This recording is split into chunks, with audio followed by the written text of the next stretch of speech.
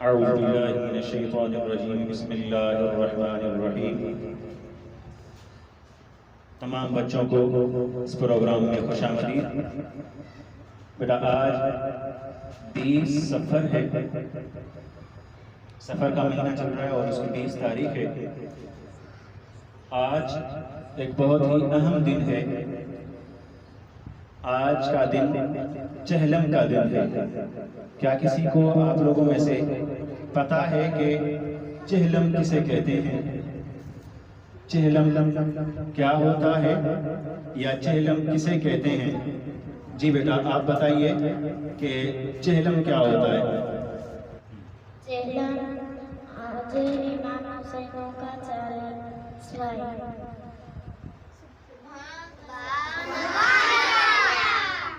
حضرت امام حسین رضی اللہ تعالیٰ عنہ اور ان کے ساتھیوں کو جو ان کے ساتھ تھے سفر میں، ان کو کربلا کے میدان میں محرم کی 10 تاریخ کو شہید کر دیا گیا۔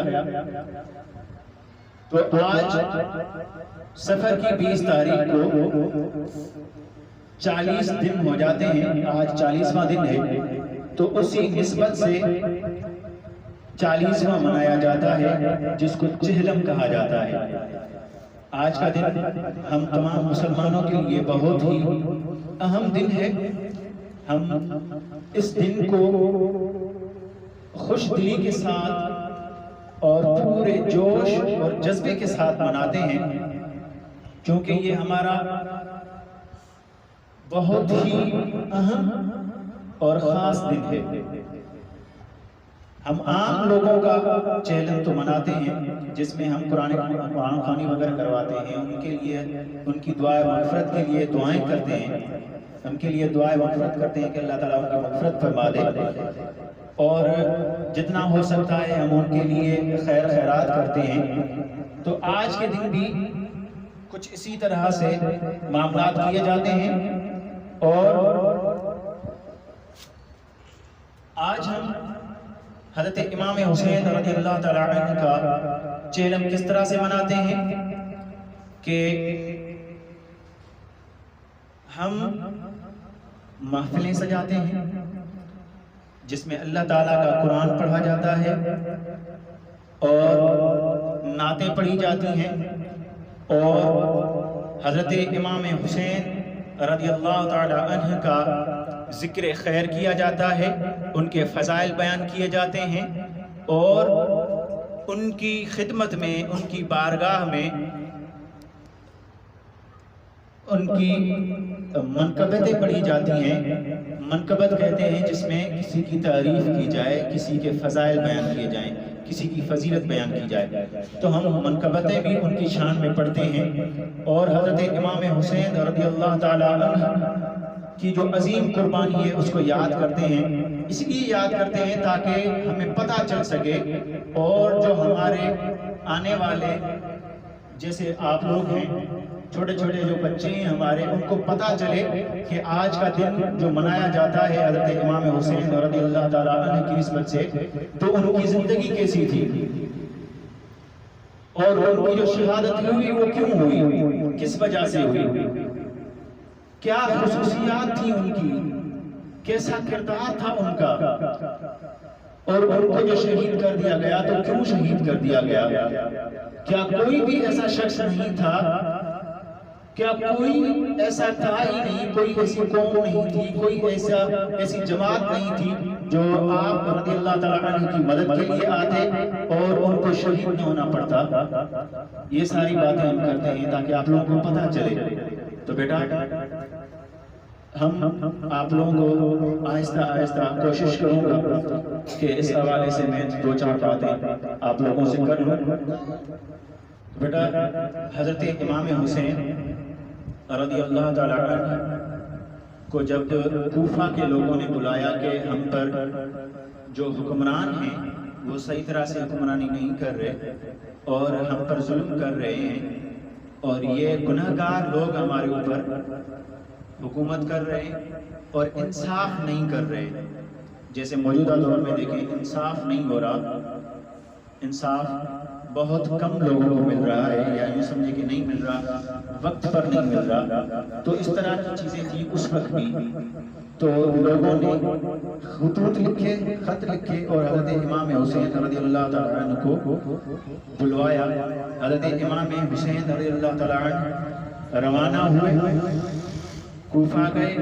ایک میدان جس کو کربلا کہا جاتا ہے وہاں ان کو روک دیا گیا کہ وہ نہ آئیں، اور انہیں یہ کہا گیا کہ جو اس وقت بادشاہ ہے وہ بھی مسلمان ہی تھا، جو بادشاہ تھا وہ بھی مسلمان تھا، جو فوج آئی وہ سب کے سب سپاہی اس میں جو ہے وہ مسلمان ہی تھے.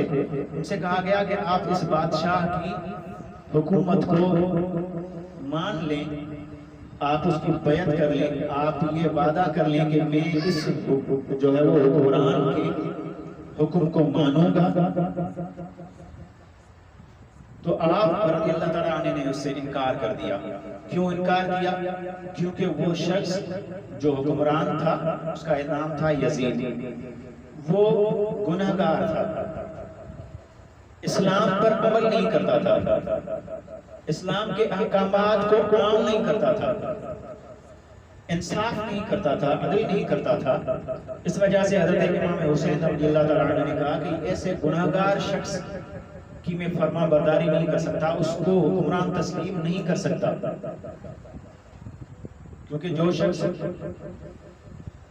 گناہ کرتا ہے، نمازیں نہیں پڑھتا اور نمازیں پڑھنے کا حکم بھی نہیں دیتا، جو شخص روزے نہیں رکھتا رمضان مبارک میں اور اس کے لیے نہ ہی لوگوں کو روزے رکھنے کا حکم دیتا ہے، اس کا فرض ہے کہ خود بھی روزے رکھے اور دوسروں کو بھی اس کا حکم دے، کیونکہ وہ حکمران ہے.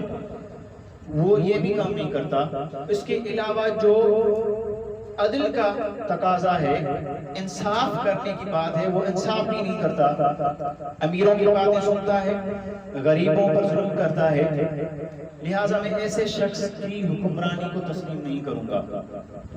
لہٰذا اس انکار کی وجہ سے حضرت امام حسین رضی اللہ عنہ اور ان کے ساتھیوں پر سختیاں کی گئیں.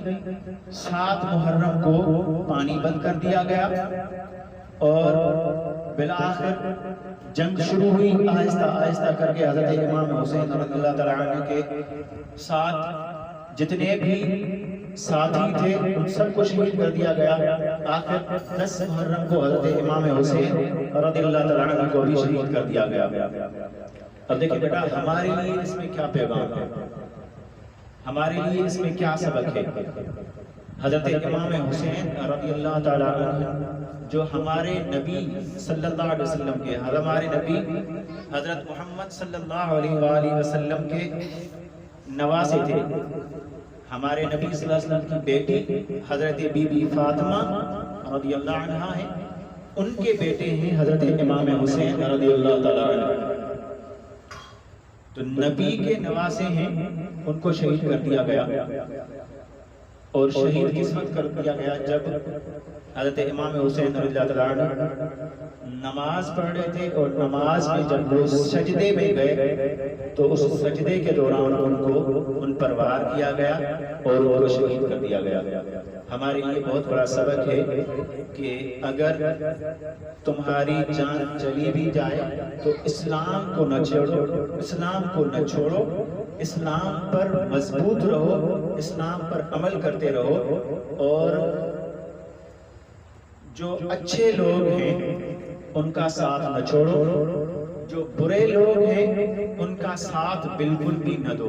جس طرح سے حضرت امام حسین رضی اللہ عنہ نے ظالم لوگوں کا، گناہگار لوگوں کا ساتھ نہیں دیا، ان کو حکمران تسلیم نہیں کیا.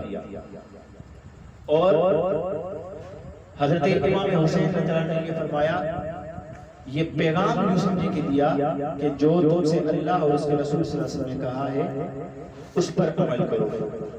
حضرت امام حسین رضی اللہ عنہ چاہتے تھے کہ حکمران ایسا ہو جو اسلام پر عمل کروائے، جو والدین کی عزت کروائے، چھوٹوں کو بڑوں کا ادب کرنے کا کہے، بڑوں کو چھوٹوں پر شفقت کرنے کا کہے، ان سے عزت اور احترام کا معاملہ کرنے کا کہے، چوروں کو سزائیں ملیں، بدماشوں اور ڈاکوؤں کو سزائیں ملیں، اور نماز کو عام کیا جائے، قرآن پاک کی تعلیم کو عام کیا جائے، اور اس کے ساتھ ساتھ جو بھی اللہ تعالیٰ نے احکامات قرآن پاک میں دیے ہیں ان پر عمل کروایا جائے۔ لیکن جب یہ باتیں نہیں مانی گئی تو حضرت امام حسین رضی اللہ عنہ کو شہید کر دیا گیا۔ تو بیٹا یہ ہمارے لیے بھی، ہمارے اوپر بھی فرض ہے کہ جس طرح سے انہوں نے برائی کو تسلیم نہیں کیا، برائی کو نہیں مانا، ہم بھی برائی کو نہ مانیں۔ جس طرح سے انہوں نے اچھائی کو اور اچھائی پر عمل کر کے دکھایا، اچھائی کو اپنایا، ہم بھی اچھائی پر عمل کر کے دکھائیں، ہم بھی نمازیں پڑھیں، جب رمضان کا مہینہ آئے روزے رکھیں۔ جس طرح سے وہ اچھے اخلاق سے، اچھے انداز سے بات کرتے تھے، ہم بھی اچھے انداز سے بات کریں۔ جس طرح سے وہ برائیوں سے بچتے تھے ہم بھی برائیوں سے بچیں، اچھا طریقہ اپنائیں۔ یہ انشاءاللہ ہم کوشش کریں گے کہ آپ کو سکھائیں اور خود بھی سیکھیں۔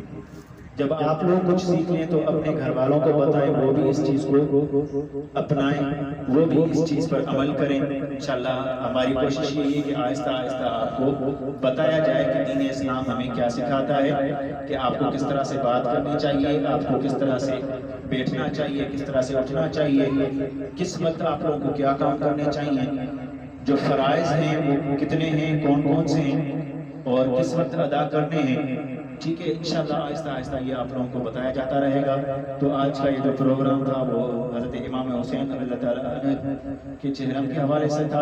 انشاءاللہ اگلے ہفتے پھر کسی اور موضوع پر آپ لوگوں سے بات ہوگی، اور آپ لوگوں سے گزارش ہے اب یہ کہ آپ لوگ اس میں شرکت کریں، بھرپور تعاون کریں، اس میں حصہ لیں۔ کیا ایسا لیں گے؟ آپ کوشش کریں کہ آپ لوگ ہی فرائض نظامت سنبھالیں، کارروائی پروگرام کی آپ چلائیں، آپ ہی تلاوت کریں، آپ لوگوں میں سے کچھ بچے، اور آپ ہی جو ہے وہ میں سے کچھ بچے باقاعدہ طور پر نعت وغیرہ بھی پڑھیں، اور آپ لوگوں میں سے ہی کچھ بچے اچھی اچھی باتیں بھی ایک دوسرے کو بتائیں، تاکہ ہمارا یہ پروگرام اور بھی بہتر اور منظم انداز میں ہو سکے۔ آپ لوگوں کا بہت بہت شکریہ بیٹا، آپ لوگ تشریف لائے۔ اب اللہ تعالیٰ سے دعا ہے کہ اللہ تبارک و تعالیٰ ہم نے جو یہ باتیں سنی ان پر عمل کرنے کی توفیق عطا فرمائے۔ وما علینا الا البلاغ۔ السلام علیکم ورحمۃ اللہ وبرکاتہ۔